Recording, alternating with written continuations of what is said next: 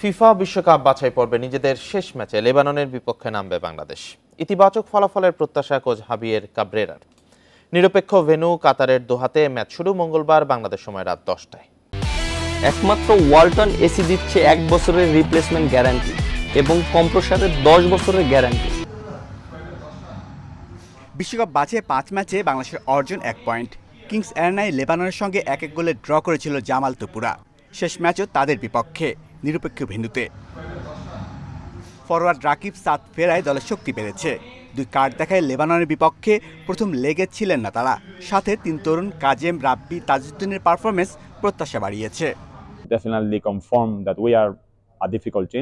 এশিয়ায় নিজেদের অবস্থানটা পরিষ্কার করতে চাই। এবছর লেবাননের বেশ কয়েকটি কোচ পরিবর্তন হয়েছে।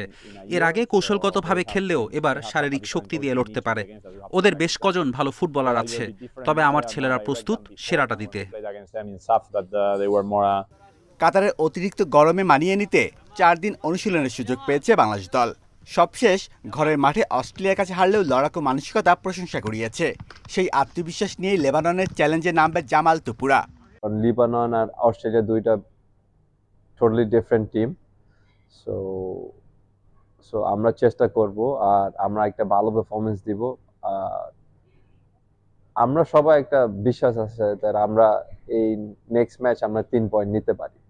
গুঞ্জন আছে এই ম্যাচের পর শেষ হতে পারে কাবরেরার অধ্যায়। লড়াকু পারফরমেন্স বাড়াতে পারে তার মেয়াদ। Shamim Ahmed, independent news.